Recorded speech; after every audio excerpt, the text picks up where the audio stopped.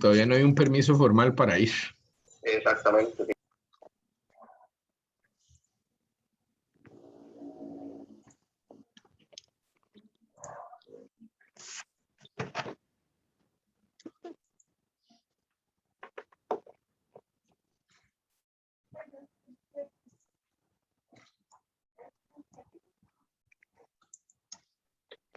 Ok.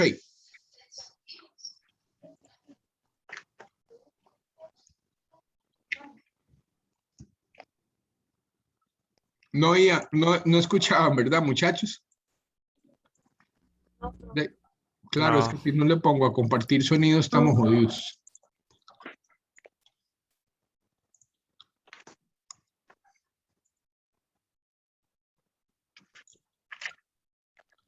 Si no escuchan, por favor me lo dicen, ¿ok? Tensioactivos. Las principales aplicaciones industriales de las sustancias bioorgánicas solubles son basadas sobre la capacidad de bajar la tensión superficial del agua, propiedad que les sitúa en la categoría de productos químicos conocidos como tensioactivos, cuyos representados más comercializados son principalmente constituidos por productos de síntesis.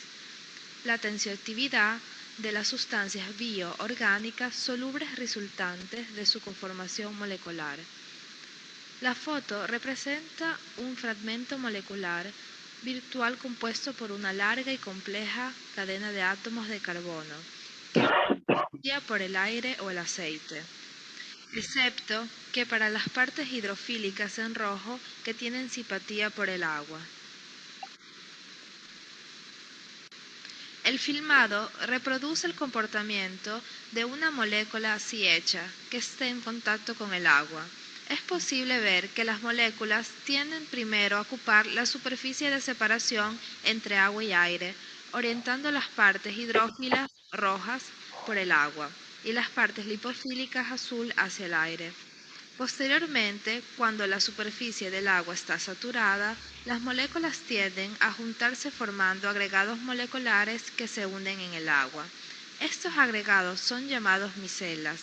En las micelas, las moléculas de tensioactivo disponen sus partes hidrófilas rojas en el agua y las partes liófilas azul dentro.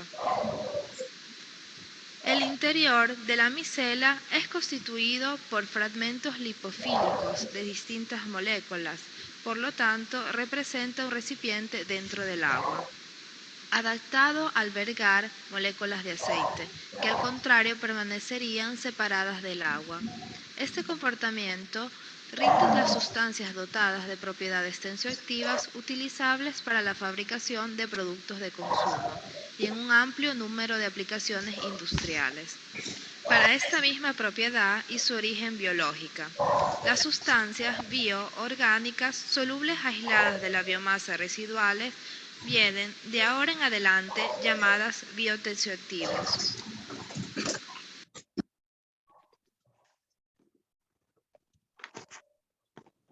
Ok, muchachos. Solo una cosa que corregir en este video. Sí, todos lo escucharon bien, ¿verdad que sí? Correcto. Ok. Sí, profe. Bueno, Sí, profe. entonces, perfecto, gracias. Una cosa que corregir importante, bueno, es muy gráfico, pero en general, ¿verdad? Toda la gente habla de micelas, muchachos.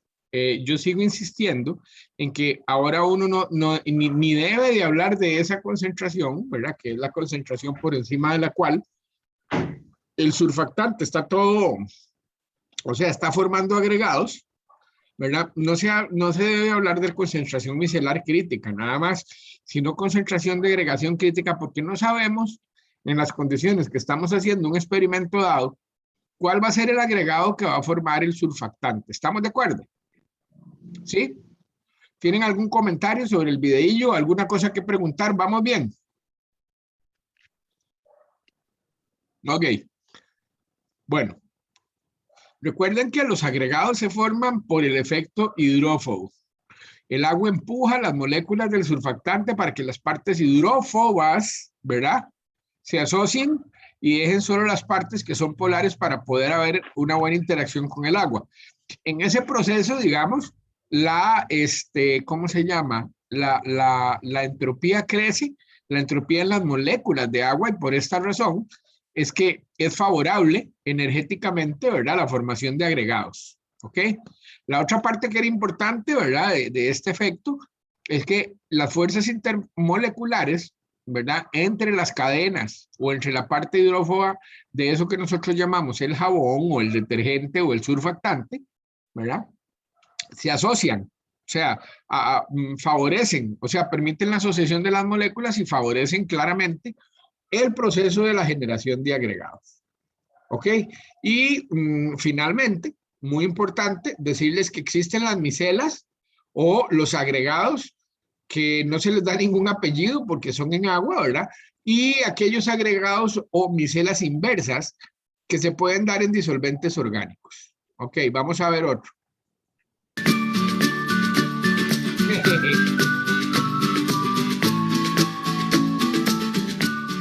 Bienvenidos a un nuevo episodio de CienciaBit. Hoy voy a hablar de la tensión superficial. La tensión superficial es un fenómeno físico en el que la superficie de un líquido se comporta como una membrana elástica. En el interior del líquido, cada molécula se encuentra rodeada por otras moléculas en todas las direcciones, de forma que las fuerzas atractivas entre ellas se compensan. En cambio, en la superficie, al no haber más moléculas fuera, éstas se atraen con más fuerza, formando una fina barrera. Tenemos aquí estos dos pequeños recipientes. En uno de ellos voy a poner agua y en el otro alcohol etílico, también llamado etanol.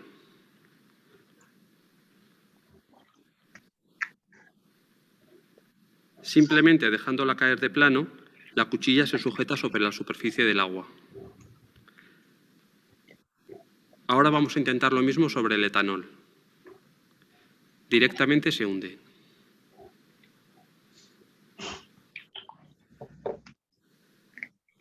Voy a probar con más cuidado. Nada. La débil tensión superficial del alcohol no es capaz de sujetar la cuchilla. Ahora voy a poner unas gotas de alcohol a ver qué pasa.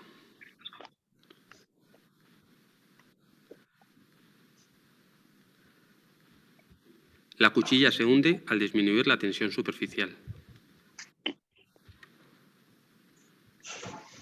Voy a colocar esta cuchilla de cúter con este alambre doblado.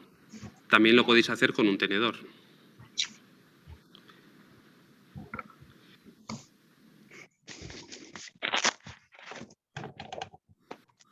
Y ahora hago lo mismo con esta aguja.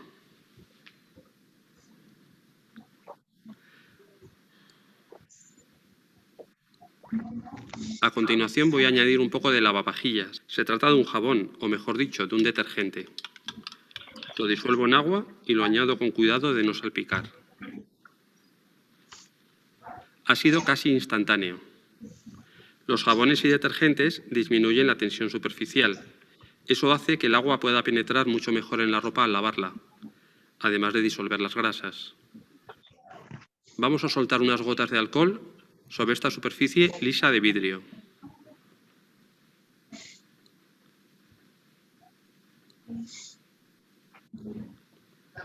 Y ahora lo mismo, pero con agua en vez de alcohol.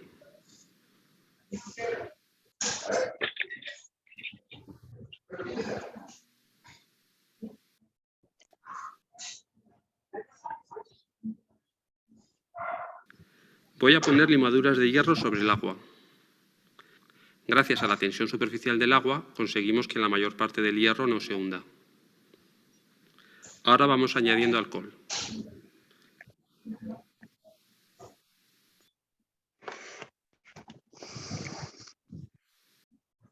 Vemos como casi todas las limaduras de hierro han ido a parar al fondo.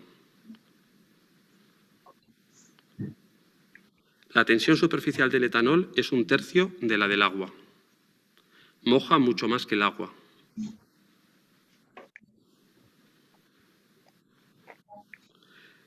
En cambio, la tensión superficial del mercurio es 6 veces superior a la del agua. Es por ello que el mercurio, a pesar de ser un líquido, no moja. La tensión superficial es la responsable de la forma casi esférica de las gotas de agua. La capilaridad es un fenómeno relacionado con la tensión superficial y la adherencia de los líquidos a las superficies. A continuación, vamos a intentar construir un tubo capilar, que no es más que un tubo muy fino.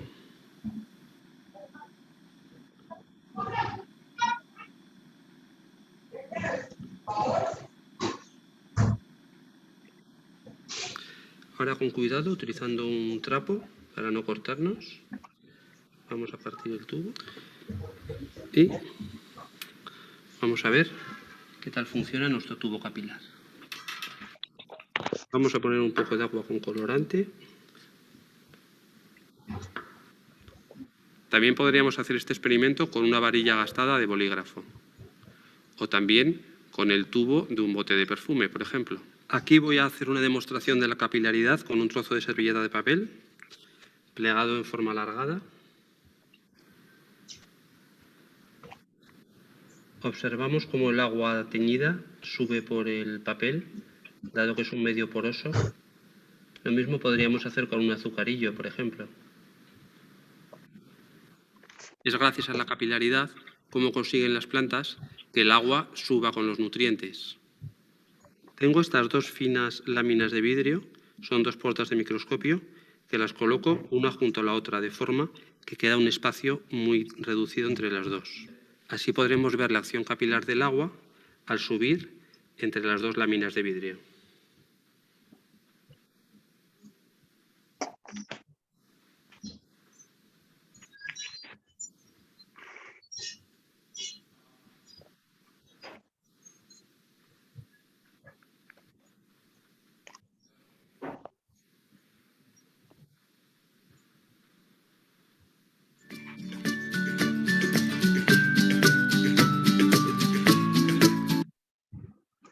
Bueno, vamos a ver uno último, muchachos, y después vamos a tener, ojalá que participen un poquito, muchachos.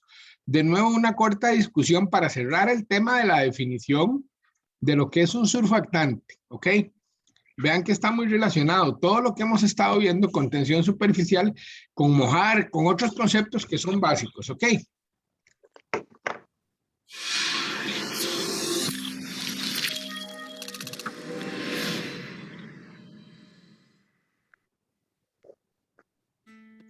Hola, soy Lucas González y en esta oportunidad hablaremos del efecto hidrofóbico. Los contenidos que estudiaremos en esta clase son un poco la definición del efecto hidrofóbico, algunos aspectos físicos y el rol de este fenómeno en la función de las membranas y enzimas. A modo de ejemplo, debemos entender que cuando introducimos dos moléculas hidrofóbicas en un medio acuoso, estas tienden a alejarse del agua y provocan una alteración en el patrón de los puentes de hidrógeno entre las moléculas de agua, y llegará a un punto en que cuando estas dos moléculas se aproximen, se mantendrán unidas para disminuir la superficie de contacto con el agua, proporcionando una mayor estabilidad a este complejo molecular. El efecto hidrofóbico es el fenómeno que se observa en sustancias no polares cuando entran en contacto con el agua. En una solución acuosa, las moléculas hidrofóbicas tienden a agregarse excluyendo las moléculas de agua, algo que se puede ver fácilmente en una mezcla de agua y aceite. Las gotas de aceite se van agregando hasta que quedan separadas en dos fases, una acuosa y una oleosa. La dispersión de moléculas de lípidos en el agua implicaría que cada molécula se rodeará de moléculas de agua ordenada, y esto es energéticamente desfavorable. Se dice que un sistema altamente distribuido al azar tiene una alta entropía. La condición de equilibrio es igual a la energía libre de Gibbs igual a 0. La condición de espontaneidad, es decir, una entalpía libre menor que 0, y hablamos de procesos que no son espontáneos cuando esta entalpía libre es mayor que 0. La creación de una cavidad más ordenada es entrópicamente desfavorable, es decir, disminuiría la entropía. Cada molécula anfipática introducida al agua aporta una diferencia de entalpía libre positiva, mayor que 0, de modo que al introducir n moléculas anfipáticas separadas, estas van a aportar n de entalpía libre con una entalpía libre total mayor que 0, es decir, un proceso no espontáneo. Con esta disposición de las moléculas hidrofóbicas, menos moléculas de agua se ordenan y la entropía aumenta. Esto es mucho más estable. De este modo, el efecto hidrofóbico podemos decir que es la principal fuerza estabilizadora de la bicapa lipídica. A pesar de la variabilidad en la composición fosfolipídica de las membranas biológicas, la unidad estructural es en general una bicapa. Esto es una estructura laminar compuesta por dos capas de moléculas de fosfolípido cuyas cabezas polares enfrentan el medio acuoso y cuyas colas hidrocarbonadas forman un medio hidrófobo de alrededor de los 3 nanómetros de espesor. En esta imagen vemos distintas estructuras lipídicas, ¿cierto? En la imagen a su izquierda, vemos una micela. En la imagen C vemos la bicapa lipídica y otra estructura lipídica corresponde a la imagen D, que son liposomas. Tenemos que señalar también que las membranas biológicas se fusionan. Esto es importante para el ciclo de endocitosis y exocitosis. En este esquema vemos el proceso en el que participan distintas proteínas, calcio, ATP, es decir, un proceso dependiente de energía. Las mitocondrias tienen una membrana interna y una membrana externa. Existen fenómenos de fusión mitocondrial y fisión, como vemos en las imágenes de microscopía electrónica. Las bicapas de lípidos en las membranas acomodan proteínas y estas permiten sus cambios conformacionales permitiendo sus funciones. Espero que hayan aprendido del efecto hidrofóbico, muy importante en fenómenos, ¿cierto?, como la fusión de membranas y también algunos aspectos físicos de esto. Gracias.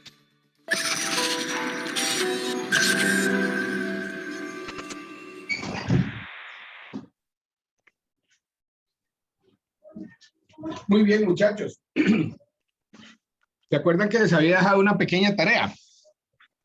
De ver por qué el efecto hidrófobo era tan importante, digamos, en la naturaleza. Bueno, ya vimos un poquito. Ok, antes de ver un poquito de caracterización de surfactantes, lo primero que quiero que me digan, si es posible, muchachos, ahora sí, es una definición de surfactante. ¿Qué es un surfactante?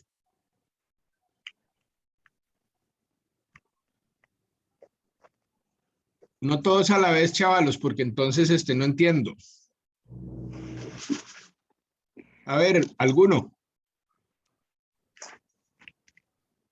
Tal vez como sustancias que van como a afectar, o sea, como la tensión superficial Sí, del agua sí. y de las sustancias orgánicas, correcto. ¿Algo más? Bueno, después de todo, ¿verdad? Yo diría que son sustancias anfifílicas que al entrar en contacto con el agua saturan la interfaz sólido, la interfaz líquido-gas hasta que se sature, y en ese momento se forman agregados moleculares que disminuyen la tensión superficial del agua, y eso provocaría entonces que el agua moje más, ¿verdad? Es correcto, Jason. Es una definición, me parece excelente, es una definición muy completa. Eso es un surfactante. Una sustancia con características, ¿verdad?, polares por una parte y no polares por otra, que hace todo lo demás que dijo Jason, correcto, ¿verdad?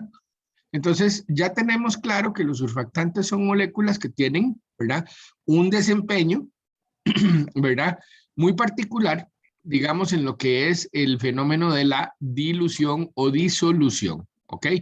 Nada más añadir, Jason, una cosilla. Mira, me imagino que lo del factor entrópico es que me iba a concluir con eso. Bueno. Sí que, bueno, ibas a añadir lo del efecto hidrófobo. Ajá. Sí, es excelente, más bien gracias.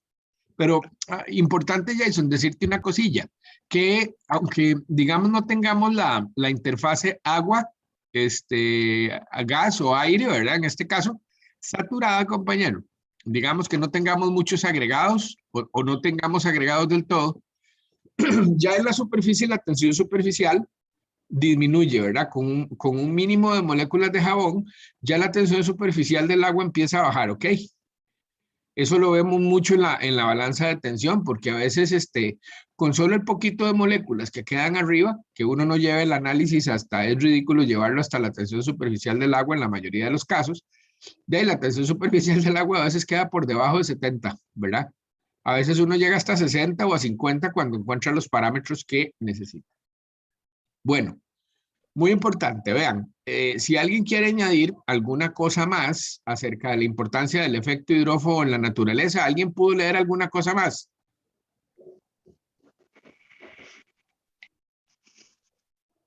¿No? Bueno, muy bien. De todas formas, ahí veremos algunos ejemplos. Ok. En los seres vivientes, muchachos, ¿hay surfactantes que tengan funciones biológicas, sí o no? ¿Y cuáles son? En el ser humano, por ejemplo, ¿hay surfactantes? Sí, los fosfolípidos. Ok. O- Es que hay bastante de qué hablar aquí y tenemos que ligarlo mucho el tema, porque muchas de las aplicaciones que veremos posteriormente tienen que ver con estas características. Excelente, Jason. ¿Por qué los fosfolípidos son importantes? ¿Te bueno, acordás? sí, porque son los que forman la bicapa de fosfolípidos en las células. Y las membranas, ¿verdad? Sí, ajá. Claro, las membranas que tienen que ver con el transporte inclusive de agua hacia adentro y hacia afuera de la célula. Muy importante ejemplo. ¿Hay algún ejemplo más vamos a ver, de surfactantes en el cuerpo humano? A ver, muchachos, son 12, digo 10. Quiero oírlos. ¿Alguno más que quiera añadir?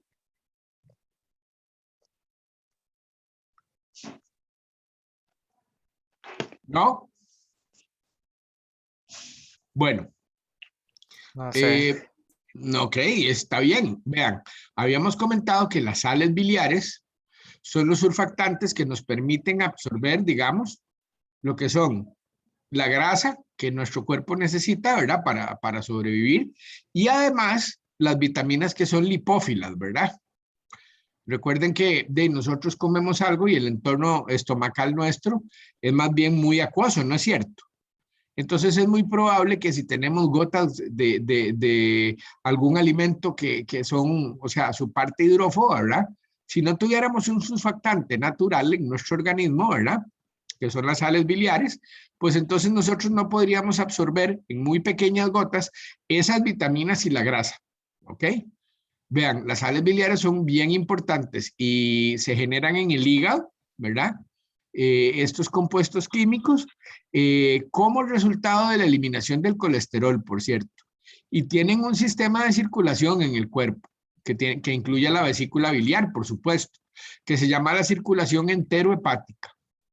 Las sales biliares entonces son surfactantes naturales que nos permiten absorber grasas y vitaminas que son liposolubles por un lado y otras sustancias liposolubles. Y por otro lado son la forma en que el organismo nuestro desecha el exceso de colesterol, ¿ok?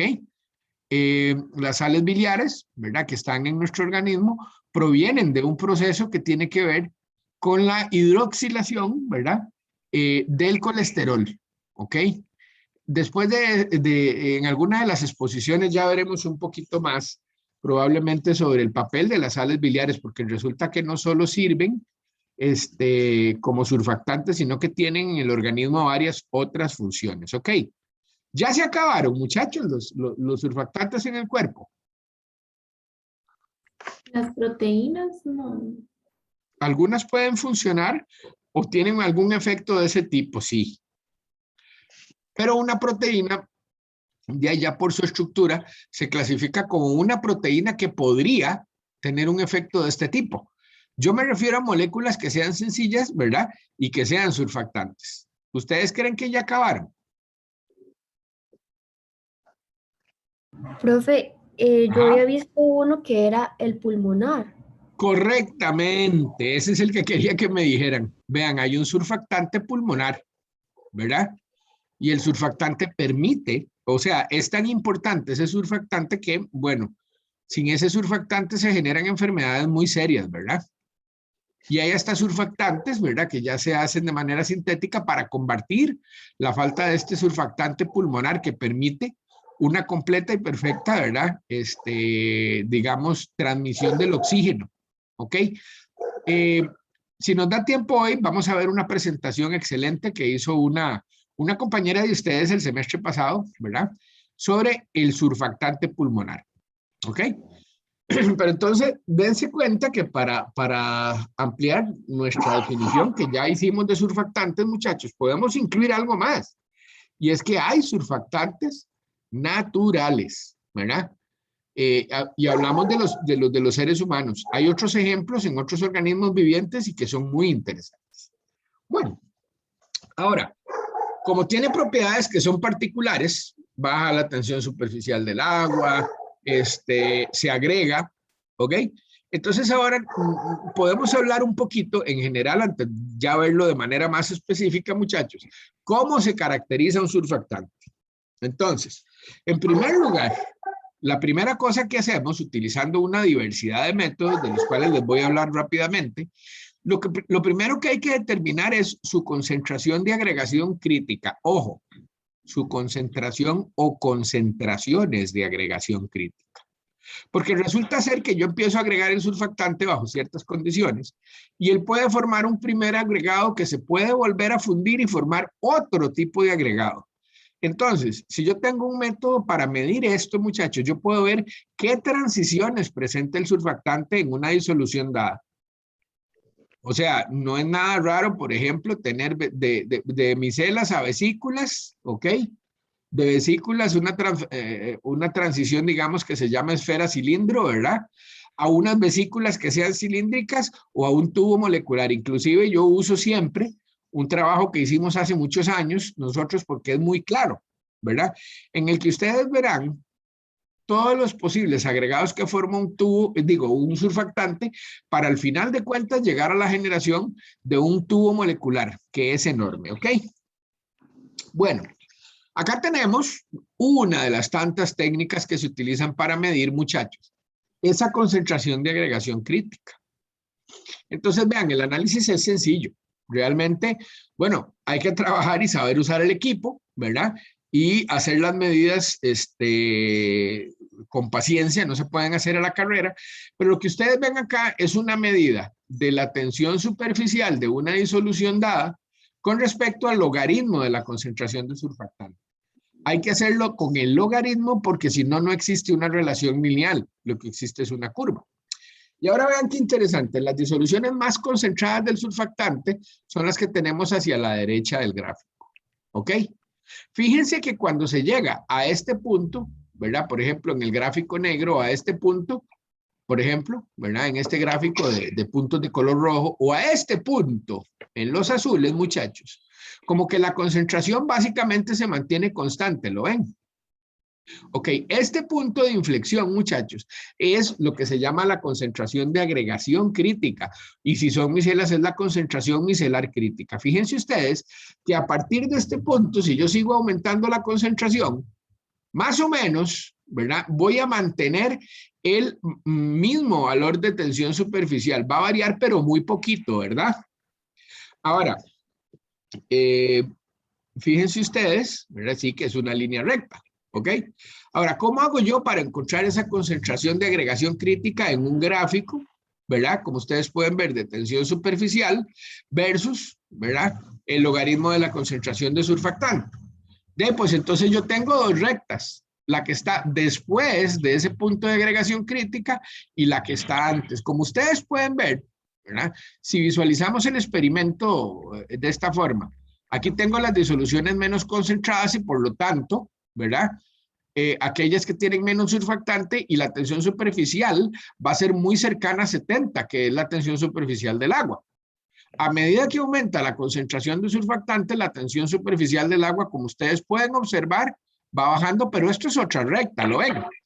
Entonces, lo que yo tengo que hacer sencillamente, ¿verdad? Una vez que hice mi gráfica, es ajustar esta recta, ajustar esta recta. Cuando ya tengo las dos expresiones, ¿verdad? Muy sencillo. Entonces, lo que hago yo es que igualo, ¿verdad? Las X. ¿En qué punto, muchachos, es que las X son iguales? Casualmente en el punto de corte, o sea, en el valor de la CMC. Luego, por supuesto, hago eleo, ¿verdad? 10 a la y obtengo la concentración del surfactante, ¿cierto? Entonces, esta es una manera. Vean, por ejemplo, aquí que vemos en estos gráficos.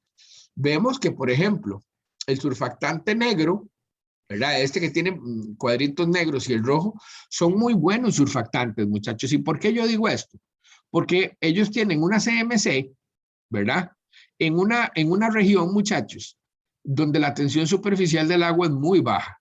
Cuando un surfactante es bueno, con una concentración relativamente baja del surfactante, chavalos, se baja la tensión superficial bastante.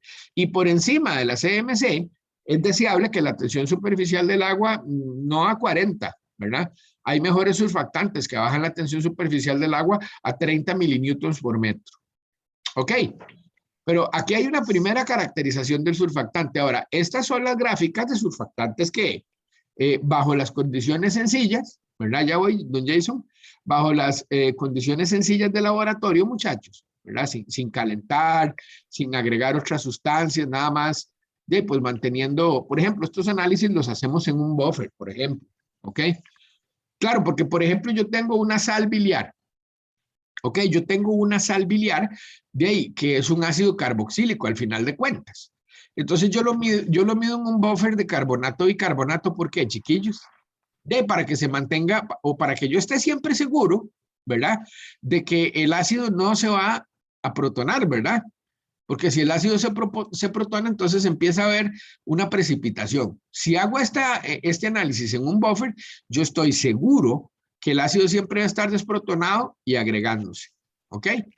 Entonces, claro, si yo hago este gráfico así, en unas condiciones sencillas, tan solo usando un buffer y una temperatura de 25 si es soluble, o un poco mayor, ¿verdad? Si no es muy soluble a temperatura ambiente, ¿verdad? Pues lo que yo obtengo es una transición. ¿Ok? Pero puede ser, muchachos, que yo tenga por aquí que vuelve a bajar la gráfica y disminuye más la tensión superficial. Y eso obedece, ¿verdad? Si tengo otro punto de inflexión, tengo otra concentración de agregación crítica ahí.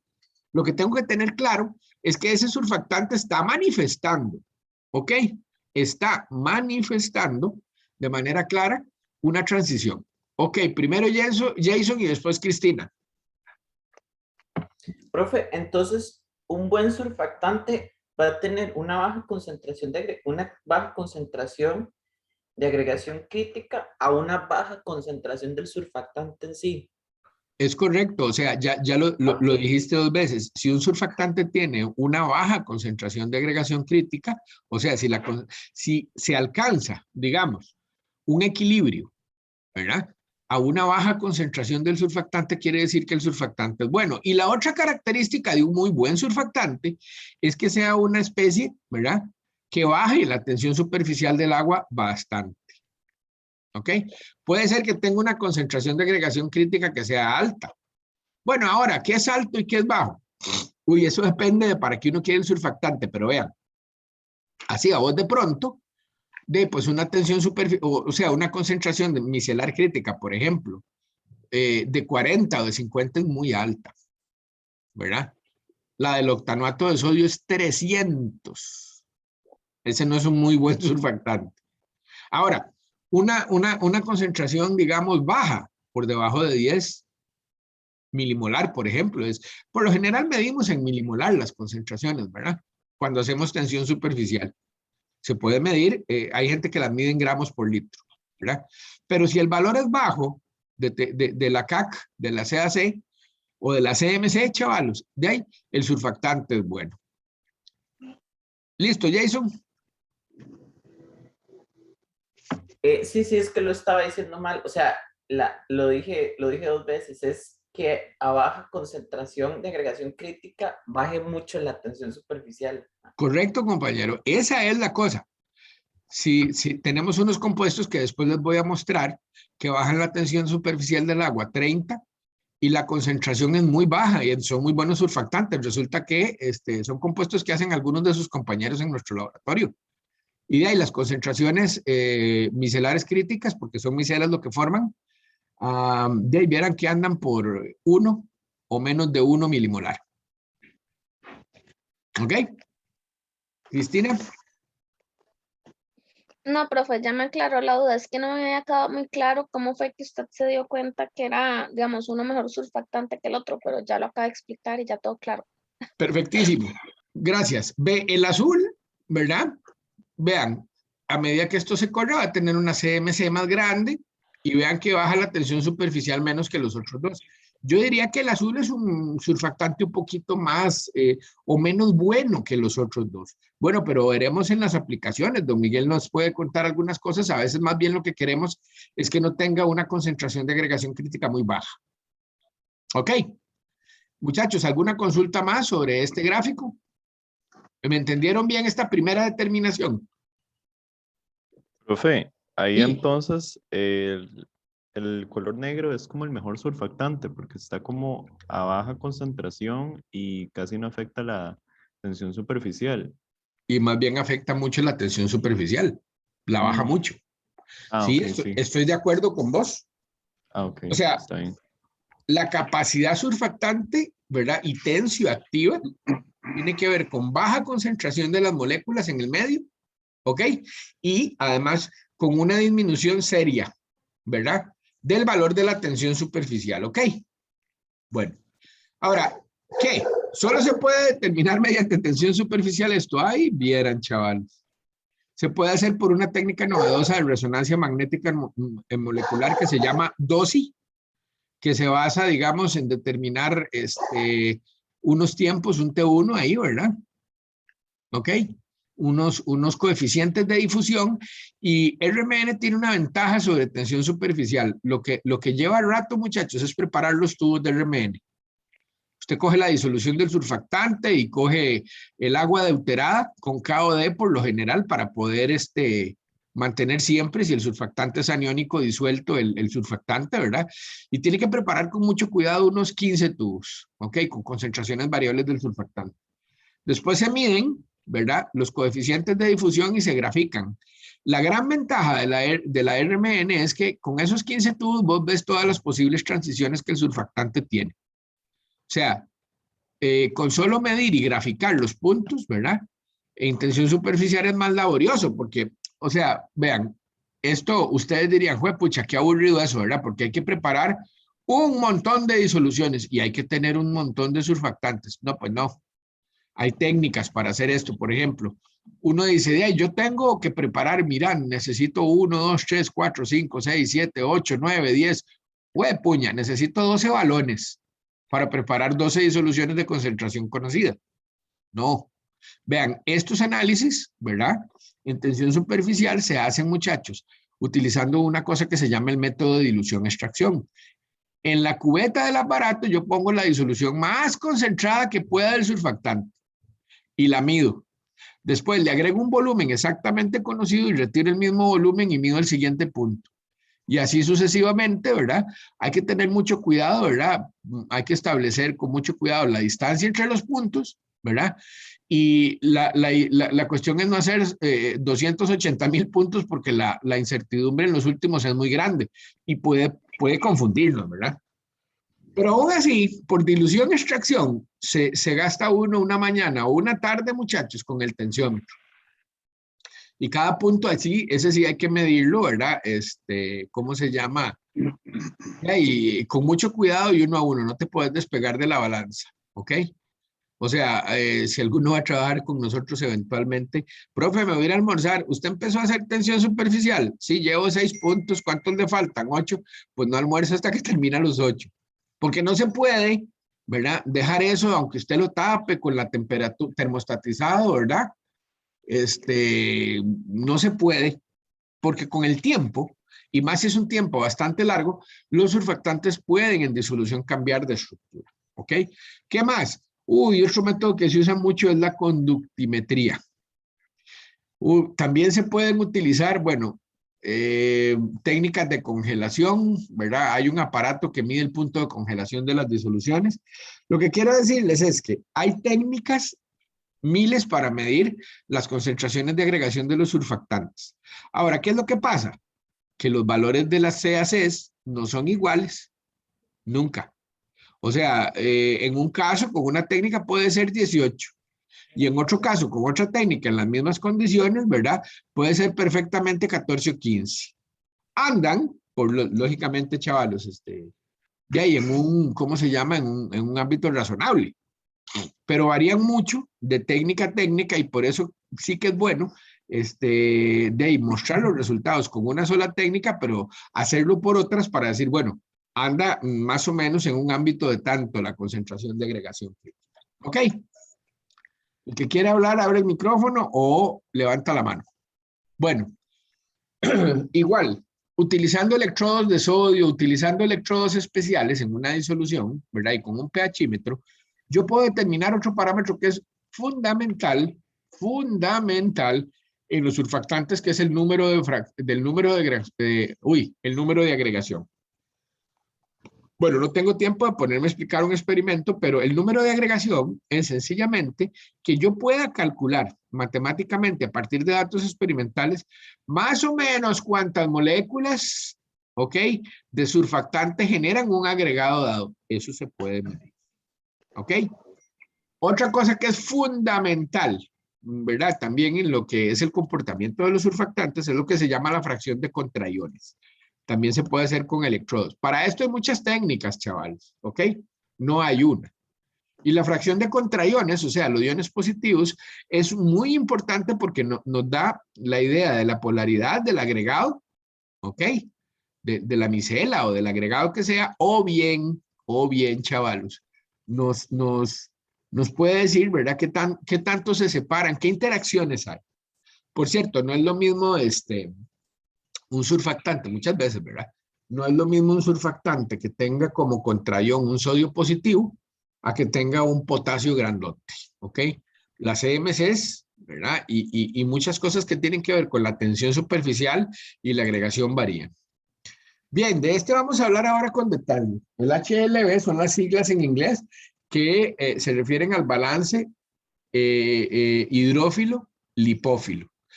Es un número que se calcula. Ahora vamos a ver, inclusive, si nos da tiempo, una serie de ecuaciones, ¿verdad? Con las técnicas de computación modernas, ustedes imaginarán, ¿verdad?, que el tratamiento se ha vuelto muy específico para cada tipo de surfactantes. Y lo importante del famoso HLB, aquí tienen una de las primeras fórmulas, ¿ok? La de Davis. Ahora hablamos. El HLB, ¿verdad?, nos permite clasificar los surfactantes, ¿verdad? Los que son más polares y los que son menos polares, muchachos. ¿Y por qué esto es importante? Porque vieran cómo dependen las aplicaciones del valor de HLB del surfactante. ¿Ok? Entonces, el HLB es un balance hidrófilo-lipófilo que me sirve inclusive para ver aplicaciones, pero que me dice, o sea, si mi surfactante es bueno, ¿verdad? Más bien para emulsiones de aceite en agua o al revés, de agua en aceite. ¿Ok? Lo vemos ahora con más detalle. Aquí tenemos algunos valores, ¿ves? Y unos usos, pero esto lo vamos a determinar. Por ejemplo, de ahí, si tienen un HLB de 3 a 6, ¿ves? Emulsiones o son buenos emulsificantes de agua en aceite. ¿Ok? Disolver el agua en el aceite. ¿Ok? Bueno, si por ejemplo tienen HLBs altos, son muy polares y más bien son solubilizantes o vean, detergentes. ¿Ok? Ok, otros parámetros que son importantes es el famoso punto de nube o punto de enturbiamiento. Ojo lo que dice ahí. El punto de enturbiamiento de un tensioactivo no iónico o una solución de glicol es la temperatura a la que la disolución de sólidos ya no es completa. ¿Ok? Y la mezcla comienza a separarse y aparecen dos fases volviéndose turbio. ¿Ok? Don Miguel, no sé si quiere añadir algo, voy muy rápido, no sé si quiere añadir alguna cosa. Sí, déjame abrir el micrófono.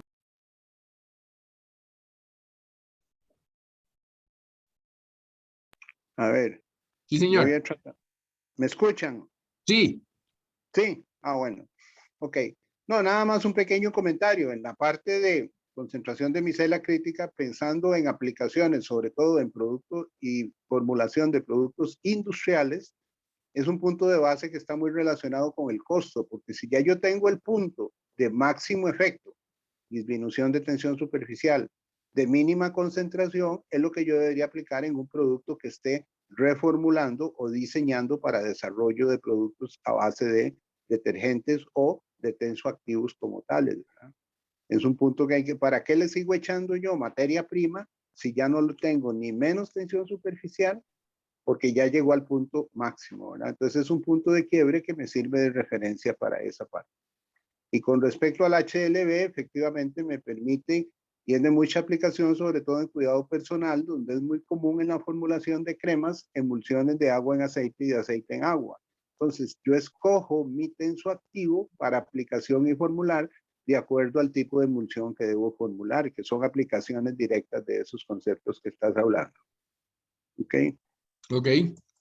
¿Algo que decir con respecto al punto de nube, don Miguel? Sí, que en general, podemos decir en Centroamérica, es poco estimado y la gente formula y trabaja a nivel industrial casi que desconociéndolo. No en toda parte, como en el caso nuestro, lavamos, para decir la función principal y de mayor volumen, con agua a temperatura ambiente. En Europa es muy corriente lavar con agua a 40 grados, lavar con agua a 35 grados. Entonces, los tensoactivos deben tener diferente origen para tener puntos de nube que vayan de acuerdo con la temperatura de uso, dado que el punto de nube es el punto donde yo les obtengo la mayor eficacia o eficiencia también del surfactante. Entonces me interesa que sea vinculado a la temperatura, en este caso del agua, que se va a hacer el proceso de lavado, para hablar del proceso común de lavado de ropa o de lavado de trastos, por ejemplo. Correctísimo. Muchachos, Entonces, ¿qué pasa? Perdón, una cosilla, nada más, muchachos, a ver si nos entienden el concepto. ¿Qué pasará por debajo del punto de nube, a una temperatura menor que el punto de nube? ¿Qué pasa con el surfactante en una disolución acuosa?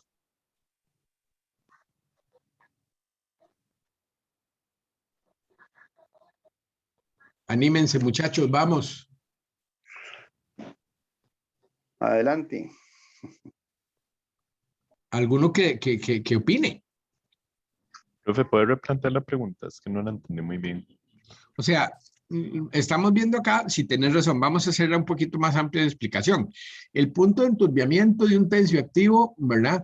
No iónico, una solución de glicol, otro tipo de surfactante, es la temperatura a la que la disolución de los sólidos ya no es completa y la mezcla comienza a separarse.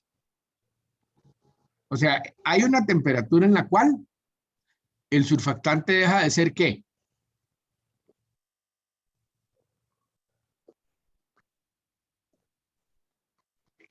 Muchachos. A ver. Disperso. Deja de ser soluble. Y soluble, correctamente. Por debajo del punto de nube, el surfactante no sirve. Porque precipita, porque cae, no baja la tensión superficial, ¿ok? Por un lado, y los agregados, ya no hay, ¿cómo se llama? La formación de agregados, sino la precipitación del surfactante. Don Jason. Profe, eso no era algo parecido a lo que usted decía con respecto al agua dura, que el surfactante se precipitaba y no servía en ese tipo de medios. ¿O Sí. es otra cosa diferente? Ah, bueno, no, te lo aclaramos con mucho gusto. El asunto del agua dura es que produce efectivamente, ¿verdad? Sales insolubles con el jabón, ¿verdad? Pero imagínate que el jabón tuyo no está formando sales insolubles. Si yo empiezo a usarlo a una temperatura inconveniente, ¿verdad? Muy baja, por ejemplo, tal vez el surfactante no funcione. Porque claro, lo que estaba en la disolución, ya sea en forma de agregados o bien en la superficie, va a precipitar porque la temperatura del disolvente es muy baja. ¿De acuerdo? Dicho de otra manera, tal vez para aclarar, si yo quiero pensar en aplicación y estoy formulando un detergente en Costa Rica, lavamos con agua a 25 grados. Uso un tensoactivo que tenga un punto de nube muy cercano a 25 grados. Pero si lo voy a hacer en Europa y el agua lavado es de 35 grados, debería ser otro tensoactivo que tenga un punto de nube diferente, para en los dos casos obtener el mejor desempeño y el mayor efecto de lavado, que como hemos explicado, como ha explicado Víctor, tiene que ver mucho con la disminución de la tensión superficial. Y alcanzando el punto de CMC es el punto de máxima disminución de la tensión superficial y de mínima concentración necesaria del surfactante, que tiene que ver con cuánto le pongo a mi producto para que su costo sea razonable a nivel industrial. Excelente. Muchachos, ¿ahora está más claro? Sí, profe. Sí, profe. Excelente. Seguimos. Más temperaturas. Vean que, claro, es que es una disolución, ¿verdad? Es una suspensión en agua, sí. Dependen mucho estas cosas de la temperatura. Fíjense que la temperatura de Kraft con 2F se define como la temperatura a la que la solubilidad de un tensioactivo es igual a la concentración micelar crítica del tensioactivo. Ojo, qué interesante. La temperatura de Kraft es un punto de cambio de fase por debajo del cual el tensioactivo permanece en forma más cristalina, incluso disuelto. Entonces, hay una temperatura a la cual yo puedo mantener y vamos a ver, favorecer, digamos, la formación de agregados. Esa es la temperatura de Kraft, es muy importante. Por encima de esa temperatura, lo que usted va a tener, ¿verdad? Es un montón de surfactante, muy soluble, pero agregado. ¿Me entienden el concepto, muchachos? ¿Sí? Vean, este parámetro es importantísimo porque, como decía don Miguel, me permite tener, yo puedo encontrar una temperatura por encima de la cual el desempeño del surfactante en agua es máximo y puedo tener una concentración más alta. ¿Ok? Bueno, vean todo lo que se hace con un surfactante, ¿verdad? Bueno, aquí tenemos algunos puntos de nube, ¿ves?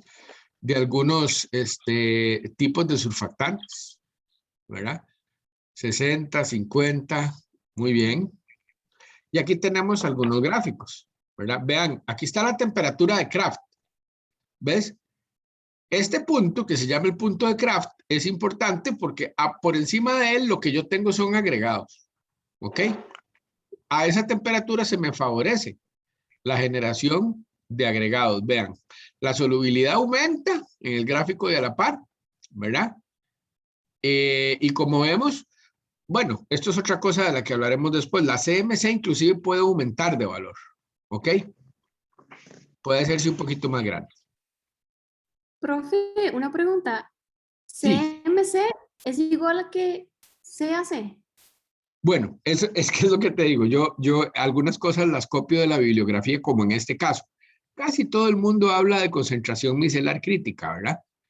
Y no es lo mismo, es cuando el surfactante forma micelas, ¿ok? Pero recordemos lo que decimos, es que se puede agregar formando otro tipo de agregados y por eso es preferible hablar de surfactantes que tienen CAC, o sea, concentración de agregación crítica, pensando en que después de cierto punto se puede generar un agregado que es diferente, digamos, de una micela. Puede ser una vesícula. Puede inclusive ser un objeto cilíndrico. ¿Ok? Pero para este concepto de temperatura de Kraft, sí es sí es micelar. Sí, realmente se refiere o sea, vamos a ver, con respecto a la temperatura de Kraft, los agregados que se formen, aunque sean más grandes, vos sabes, se comportan todos parecidos. ¿De acuerdo? A menos que haya una transición. Te voy a poner un ejemplo. O sea, vos tenés un surfactante en un vial o en un Erlenmeyer o en un frasquito cualquiera, ¿verdad? Tubo de ensayo. Vos esperás que al calentarlo se favorezca, digamos, la disolución del surfactante, ¿verdad que sí? ¿Vos esperarías eso? Sí. Depende.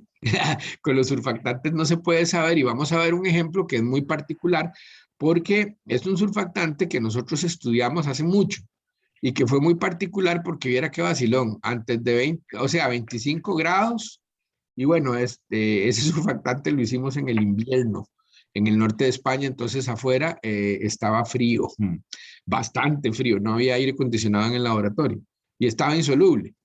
De ahí resulta que uno lo ponía y lo empezaba a calentar poquito a poco y se iba disolviendo. Si te pasabas de 40 grados, precipitaba todo otra vez. Y uno decía, ¿y qué pasó? Claro que los surfactantes tienen como un diagrama de fases y generan, ¿verdad? En las condiciones adecuadas, agregados de diferente tamaño. Después, y como verán en ese artículo que les voy a pasar, porque vamos a estudiarlo, muchachos, de ahí, resulta que el surfactante, bueno, si a baja temperatura, cercano a 10 grados, pues de ahí el surfactante, por supuesto, no era muy soluble. Cuando ya estaba por 20-25, ¿verdad? Ya él era soluble y se habían detectado esa temperatura formación de algunas vesículas. Pero si vos lo llevabas a 40, el surfactante formaba tubos moleculares que eran enormes. Había la energía suficiente. Y claro, los tubos precipitaban, ¿verdad? Se formaba una cuestión blanca. Los tubos precipitaban porque eran tan grandes, ¿verdad? Que ya no se disolvían en el agua. ¿Ok? No sé si te aclaro o te confundo, más bien. Creo que sí, profe, gracias. Vamos a ver más ejemplos. Como les digo, los surfactantes son muy interesantes porque hacen muchas cosas en disolución. ¿Ok?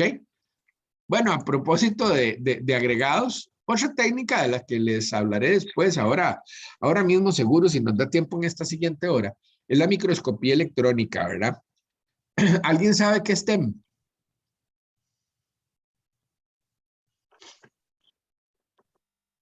No. Muchachos, ¿no? Yo más Bueno, o menos, profe. ¿qué sabes de Porque, TEM? más o menos sé que la microscopía de electrónica de transmisión toma como fotos de diferentes muestras y Ajá. construye a partir de ahí como aproximaciones, a partir de, creo que era transformadas de Fourier, algo así, pero no estoy seguro. Bueno, Sí. más o menos, como para añadir lo que el compañero bien dijo, está muy bien. Vean, es una lámina que se puede irradiar con electrones, ¿verdad que sí? De ahí, si no hay nada, en la lámina los electrones pasan recto y no se ve nada. Sin embargo, si yo aplico una gota de una disolución que tiene surfactante y esta se seca, ¿ok? Cuando yo la irradio con los electrones, hay ciertas regiones, ¿verdad? Por donde los electrones no pasan, ¿verdad? Porque ahí hay una sustancia química, un agregado. Entonces, si hay un agregado cohesivo, ¿verdad? Pues fíjense ustedes, bueno, en este caso, estos vienen de ese artículo, estos son tubos moleculares, no son nanotubos, no. Nanotubos llegaría hasta 100 nanómetros, ¿no es cierto? Estos miden más de 500 de largo y son de 50 de diámetro, son muy grandes, ¿verdad? ¿Ok? Pero bueno, esto es una gota que se deja secar sobre el portamuestras del TEM y cuando se irradian con electrones, ¿verdad? Entonces los electrones pasan, donde no hay nada, pues se ve, por supuesto que no hay nada, pero donde los electrones no pasan, chiquillos, lo que se ve es una estructura, ¿ven? Como en este caso es otro surfactante, ¿verdad? De que lo que formaba eran bicapas, como las bicapas de fosfolípidos, o que forma una cinta, ¿ven? Y la cinta se enrolla y forma un tubo. Acá vemos en esta fotillo, nada más para que tengan una idea, de ahí un montón de bolillas negras. Bueno, no son bolillas, son, ¿cómo se llama? Vesículas esféricas, que alguna relación tienen que tener con los tubos, ¿ok? O sea, tiene que haber una forma en que las vesículas pasen a tubos y viceversa. ¿Ok? La otra microscopía que, como ustedes pueden ver, se puede utilizar, no sé si la conocen, es la microscopía de fuerza atómica. ¿Ok? ¿Alguien sabe? Esta es un poco más compleja. ¿Alguien sabe qué es esto? ¿Qué es esta técnica? Muchachos, ¿no la habían visto? Yo no. Creo que no. Ok.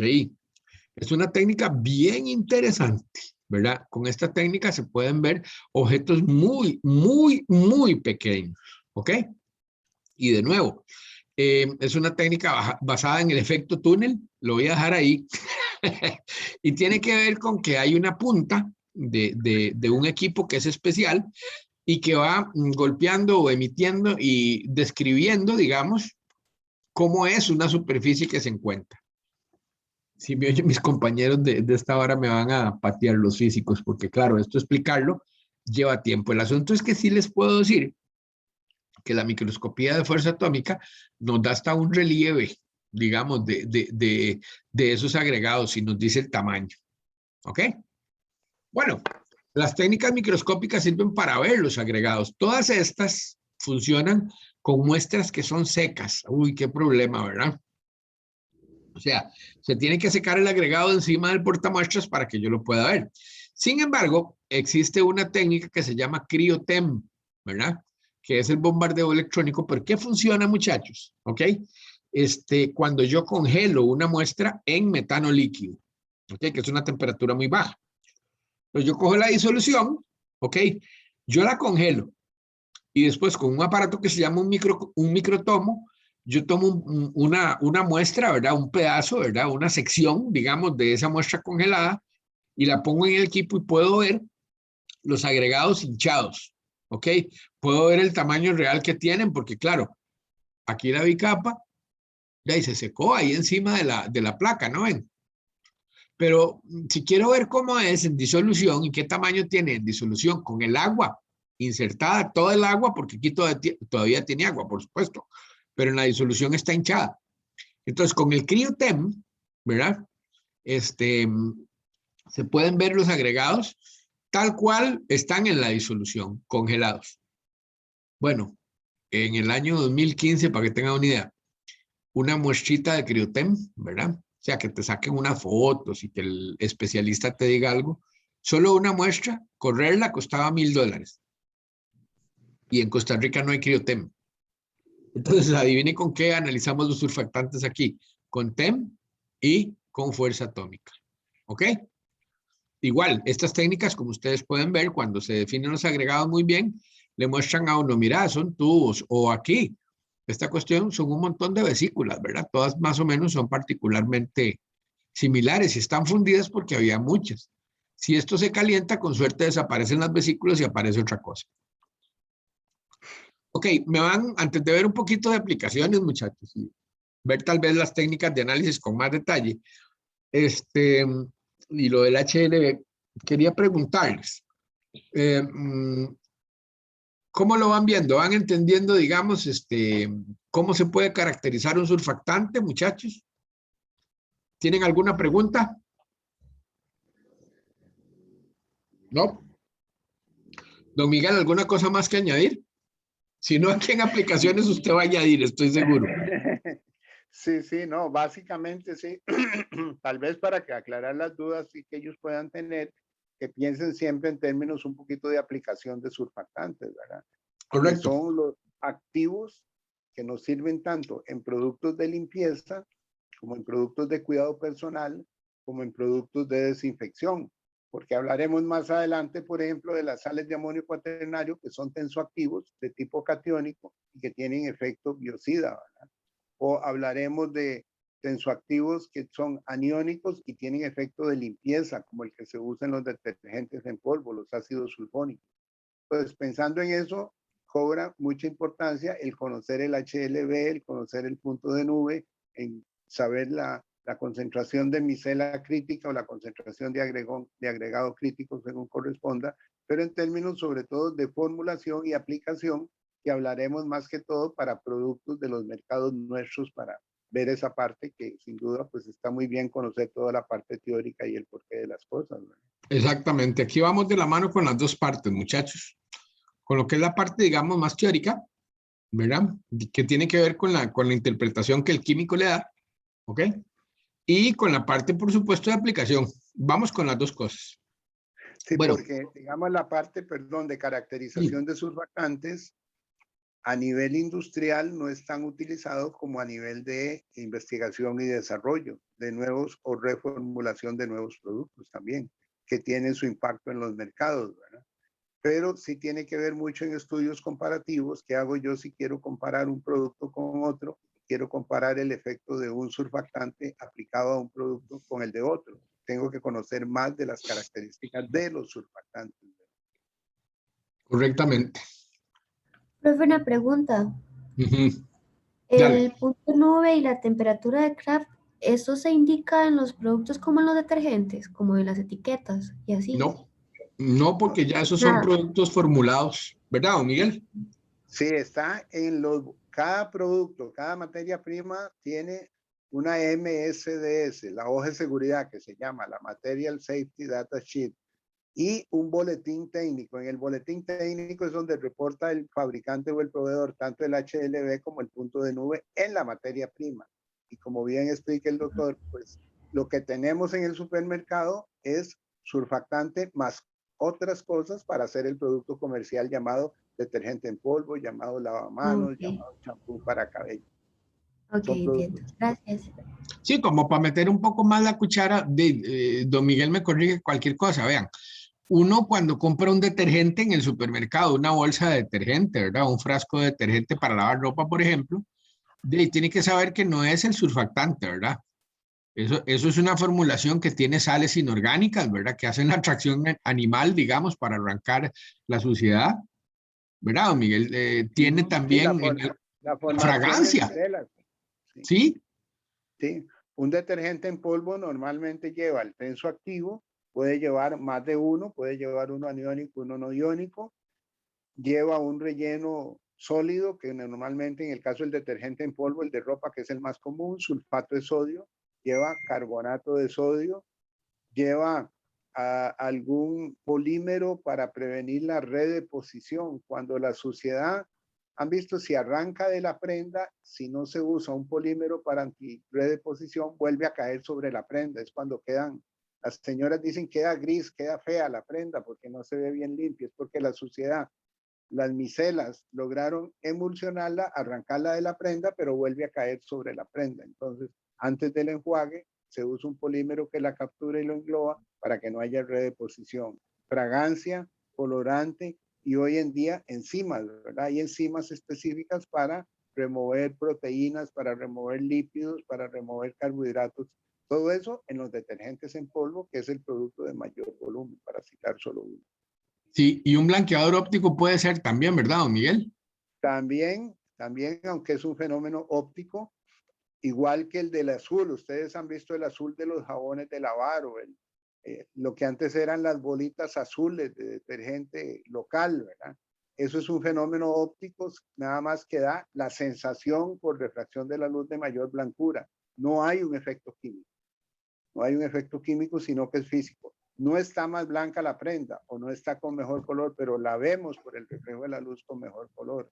Entonces, pues sí funciona para efectos comerciales. Y no puede faltar un agente espumante.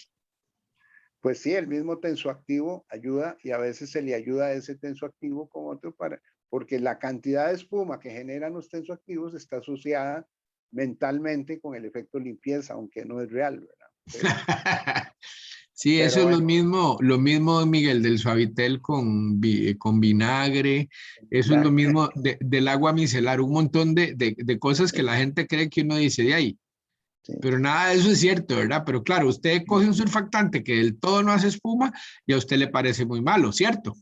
Sí, pero si usted tiene un equipo en Alemania donde el agua es muy caro y quiere enjuagar con menos agua y no puede botar agua con espuma al medio ambiente por efecto de intercambio de oxígeno con el aire, le exigen un tensoactivo que lave, porque lo que lava es la parte del tensoactivo, con baja espuma o con espuma controlada, que también existen, ¿verdad? Sí, eso para que vean, muchachos, que estamos hablando de surfactantes, pero en su momento, ¿verdad? Cuando ustedes tengan que preparar su producto, hablaremos de formulaciones. Y las formulaciones tienen que ver con una serie de sustancias que van acompañando a esos agentes activos, chavales, ¿verdad? Y que son necesarias, ¿verdad, Miguel? Porque si no, no se venden. Si no funcionan, sí, para lo que se quiere y la gente no los compra. Y la primera función en las formulaciones es la compatibilidad química, ¿verdad? Así como hablamos, por ejemplo, dando solo un paso adelante, si yo tengo tensoactivos catiónicos, como la sal de amonio cuaternario del desinfectante, no puedo usar un aniónico porque catiónico con aniónico precipitan.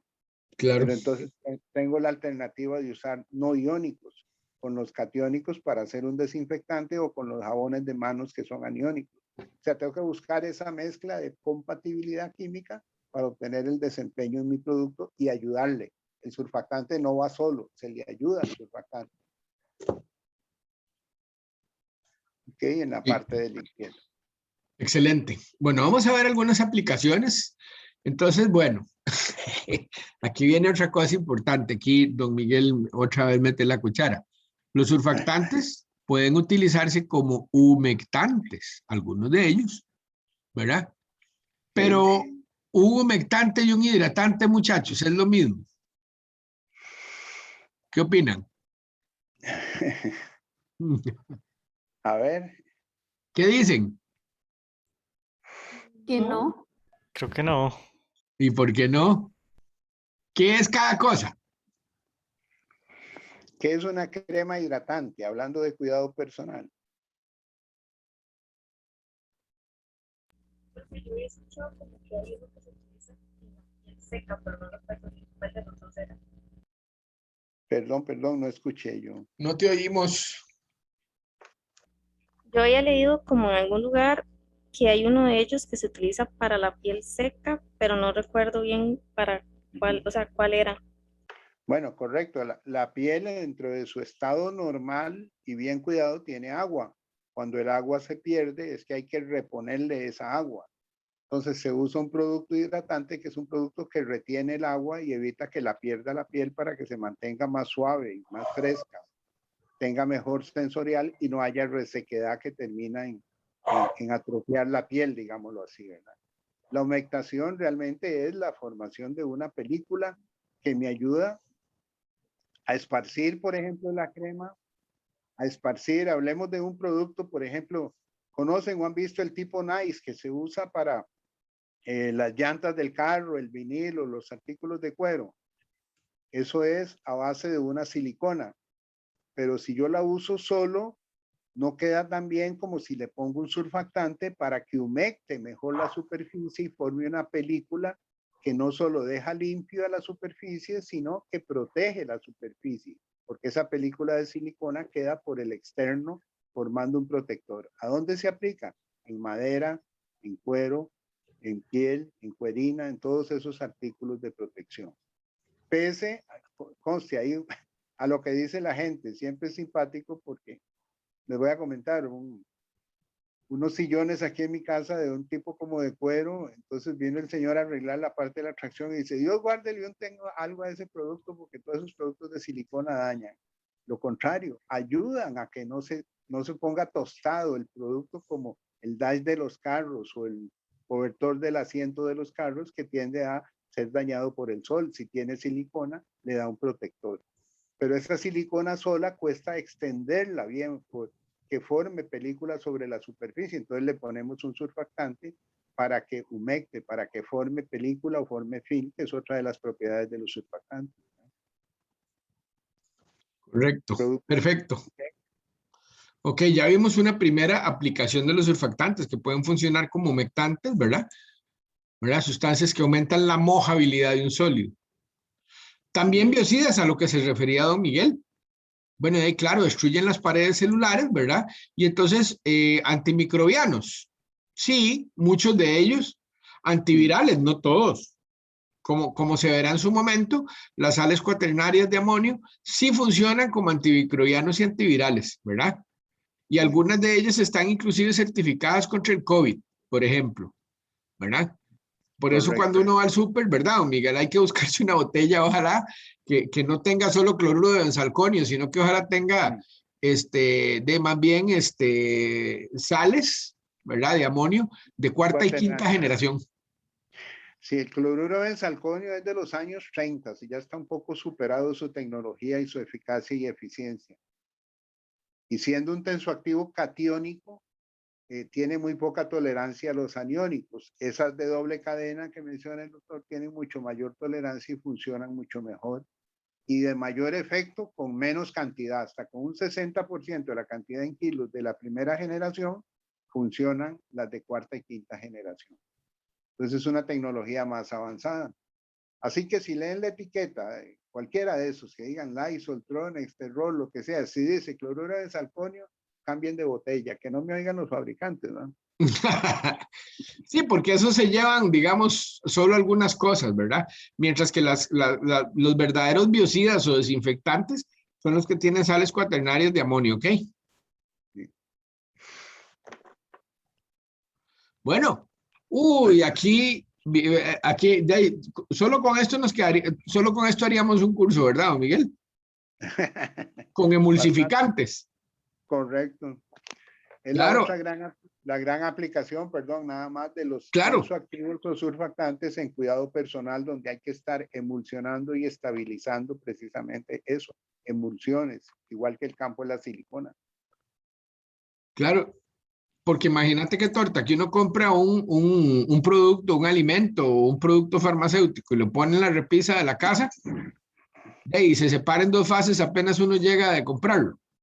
No le tiene uno confianza, ¿verdad? Con suerte lo bota porque dice, con mucha gente ahí se puso malo. Se descompuso. Los emulsificantes son importantes en alimentos, en plaguicidas, en fármacos, ¿ok? En plaguicidas, por ejemplo, permiten que uno pueda llenar una bomba con agua y el plaguicida, ¿verdad? Y el surfactante permite que entonces uno pueda dispersar de manera más efectiva el plaguicida sobre, ¿cómo se llama? Sobre el sembradío, ¿verdad? Porque si no, de ahí, lo que tendrías es dos fases. Correcto. Vamos a ver. Agentes espumantes, ya lo vimos. Algunos surfactantes pues generan espuma. Bueno, el por qué tal vez, viendo el tiempo que tenemos, lo vamos a analizar después. Y el por qué también que puse aquí tiene que ver con eso que ya explicaba don Miguel. De que se asocia, ¿verdad? Que hay un montón, que hay un espumarajo del demonio en la pila del lavado de trastes, quiere decir que aquel jabón es buenísimo. ¿Quién dijo? ¿Ok? O que cuando está saliendo el agua de la lavadora, esté saliendo una cantidad de espuma enorme, es que el detergente es buenísimo. Cuidado con eso, ¿verdad? Nosotros somos químicos. Ok, este es uno muy especial. Algunos surfactantes se pueden utilizar como agentes de transfección. ¿Alguien sabe qué es esto? ¿Tienen idea, muchachos? No, profe. Yo tampoco. Ok, entonces para que el ADN, vamos a ver, ¿cuál es el problema que hay en mucha tecnología, muchachos, de esta expresión de los genes? O sea, usted quiere poner una célula, ¿verdad? O un organismo a producir una sustancia específica. Y si no hay mucha, ¿cómo se llama? Transferencia de información, ok, del núcleo de la célula, perdón, del ADN hacia la producción de las proteínas que generan probablemente la sustancia que vos querés, pues el rendimiento es muy bajo. Entonces resulta que los agentes de transfección lo que hacen es que proveen un medio para que ocurran todo este tipo de transformaciones, ¿ok? Para que haya más y mejor procesos de traducción, procesos que tienen que ver con la expresión final del ADN, ¿ok? Entonces, resulta que las sales biliares especialmente, ¿verdad? Y otros tensoactivos que pueden ingresar al núcleo de la célula, muchachos, ¿ok? Forman, digamos, una especie de agregado o de pozo donde las moléculas más grandes, ¿verdad? Se pueden encontrar y generar más rápidamente los productos que se quieren. Este uso ya es un poco más sofisticado, ¿verdad? Pero, bueno, hay mucho que hablar sobre los agentes de transfección, ¿ok? Y es interesante decir que hay surfactantes que se usan como agentes de transfección. Les cuento además que en estas vacunas del COVID, ¿verdad? Para la estabilización y para otras cosas, hay inclusive unos surfactantes, o se han encontrado surfactantes diméricos de sales biliares que estabilizan muy bien la preparación, las vacunas, ¿ok? Entonces, vean cómo los surfactantes no son solo, o sea, la imagen que uno tiene de ahí, el jabón para lavarse las manos, o el detergente para lavar la ropa, chavalos. O sea, y aquí hemos citado algunas, vean, faltan muchas funciones o muchas posibles usos de los surfactantes, ¿ok? Las iremos viendo algunas de ellas durante el curso.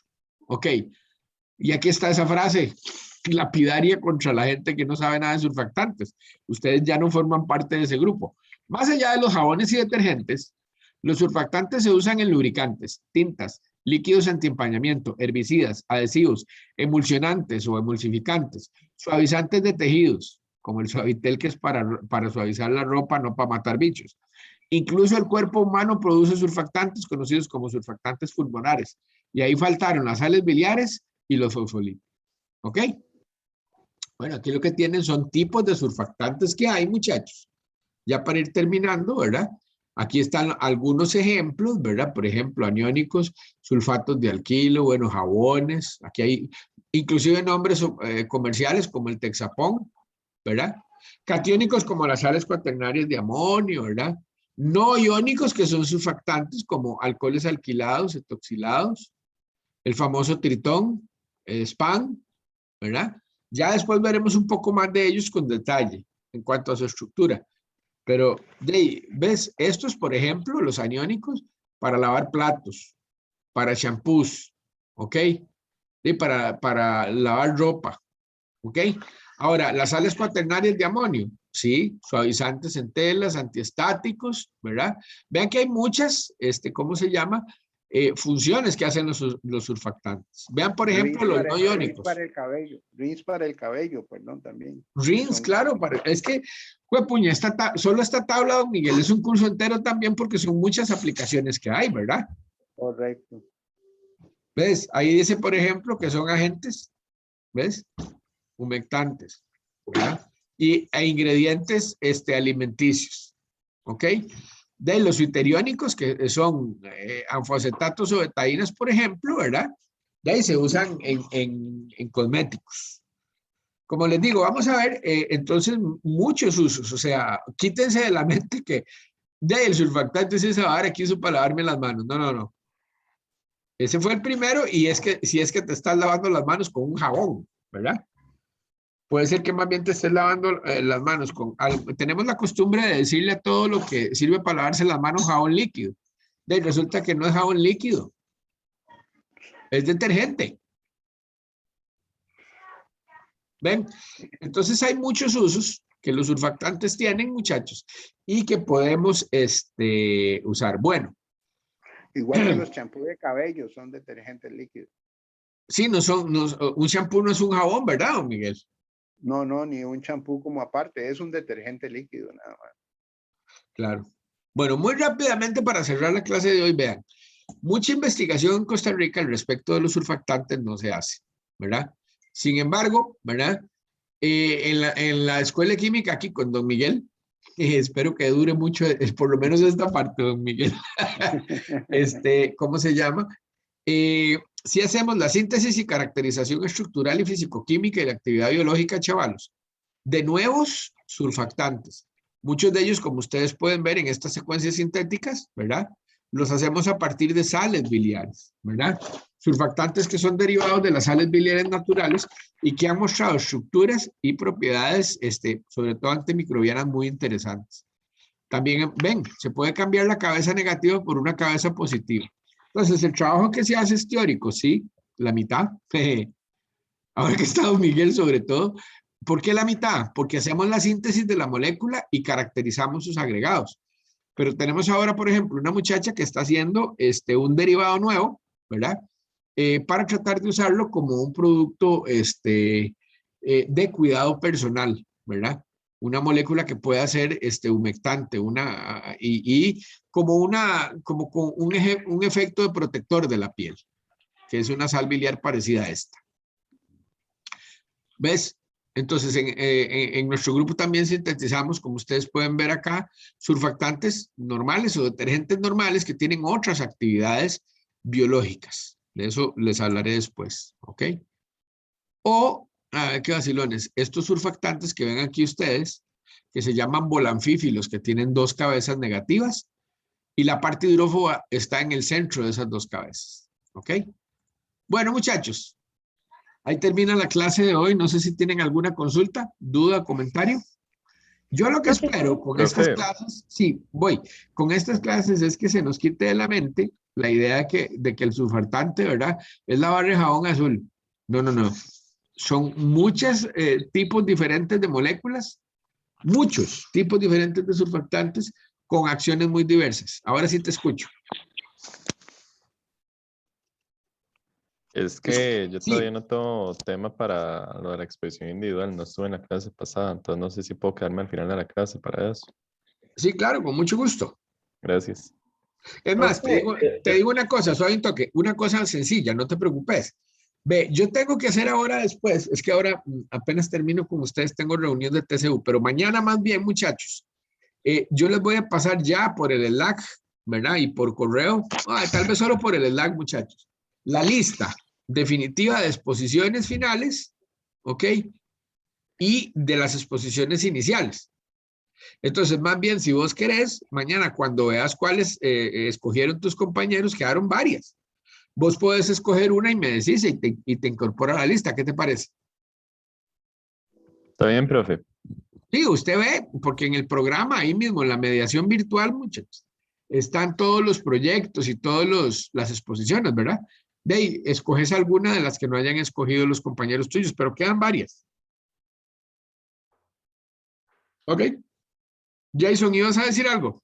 sí, profe, es que vieras que Cristina y yo queríamos quedarnos después de clase, pero bueno, ahí veo que usted tiene una reunión, No, pero entonces, puedo, o sea, bueno, si quiere lo vemos, porque sí me gustaría que habláramos con ustedes porque ustedes ya enviaron información.